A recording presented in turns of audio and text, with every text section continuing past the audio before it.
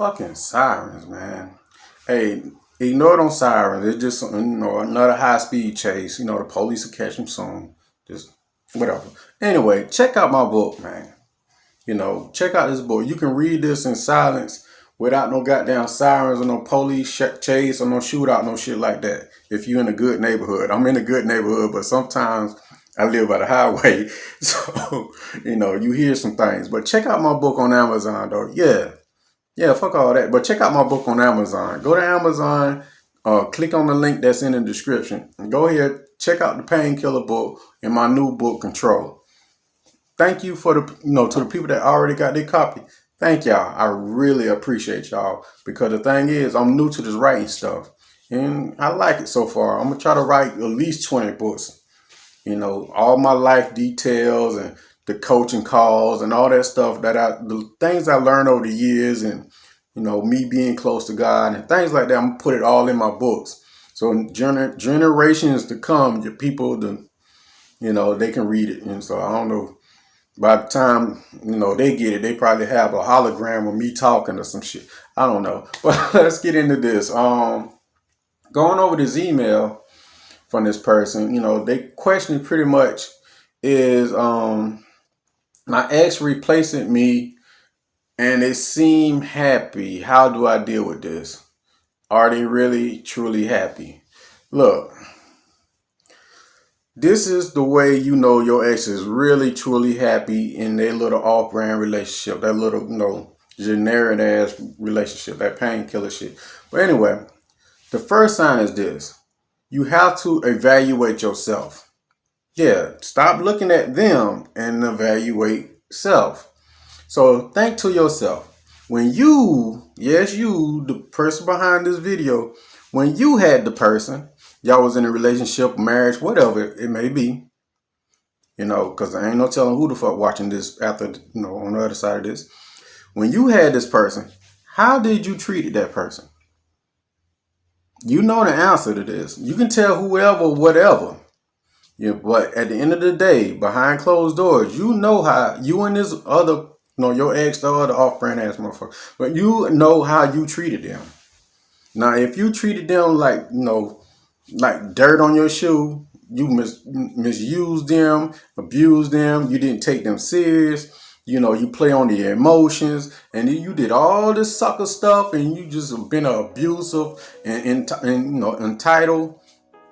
And when they left your ass and they went over here and they found someone that treat them like somebody, yes, they're going to be happy. Yes. They're away from your damn toxic ass and stuff like that. And they got someone that treat them like somebody. So therefore, first, take accountability for your actions. If they found someone and they replace you with someone that make them feel like somebody, yes, they're going to be happy. And soon they're going to fall in love and, but keep in mind, there's no guarantees in a relationship. That shit can break up too and let nature take its course. But at the same time, if you treated them like trash, yeah, they're going to go over there and fall in love and, because you show that person what it's like to go through hell. Then they go find someone that treat them like, like they somebody, a person. Then yeah, they're going to fall in love. So first thing, you need to take accountability. Now let's go to flip it to the toxic side. If your ex was the most toxic ass person, and they go find some off-brand ass person who don't know no better, who don't know their true ways and stuff like that, and they go in that relationship, they're going to appear happy. They're going to appear like they found your replacement and they're so goddamn happy. They do all of this to get under your skin and stuff like that. Just kind of like this person that I don't want texting me during the goddamn video right now. But anyway, I swear, when I'm trying to do a video, everybody and their mama and the damn dogs outside start barking and the police chase everybody like Warren making a video. Let's make all sorts of noise and disturbance, motherfucker. But anyway, if there was a toxic person, they're doing all of this stuff to get under your skin. Remember, certain people are like big ass kids. And when they jump in these other relationships, so to say, all they doing is looking for their second childhood. They looking for their little mama or their daddy or, somebody, like they looking for their parents and their little relationship. So therefore, if you've been a good person to them and you treat this person like somebody and they didn't appreciate it, and they run the ass to some little off-brand ass person, don't sweat that. That's just an illusion. They're doing all of that to make you feel a certain way, to being in other words, they doing all of that to take up real estate in your brain to make you think about them more. So those are the two ways that the signs and stuff like that. One sign is you need to check your damn self and realize how you how you treated that person. So when that person leaves from your toxic ass, your demonic ass, and they found somebody that treat them like somebody, yes, they're gonna fall in love. They'll appreciate it. Then they got the other side that you dealing with some damn demon, some nasty ass person. I'm trying to not use certain words, but you dealing with an immature ass person, and they go out here and do immature things. They're doing all of that just to get a reaction out of you. So, with that being said, in closing, I want to say this. Don't focus on the relationships. All relationships come to an end. That's how it works. It's life. It's nature. We come along, we go along. That's how it is. So all this stuff that you see on the internet talking about they having arguments about what a man's supposed to do and what a woman's supposed to do.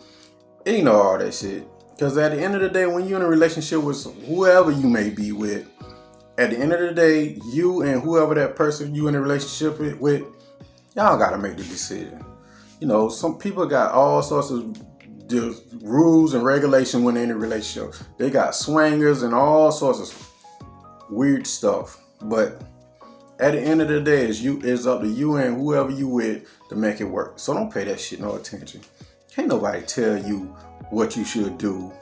You do all that monkey shit they say you should do. You go to somebody like, look, that don't apply to me.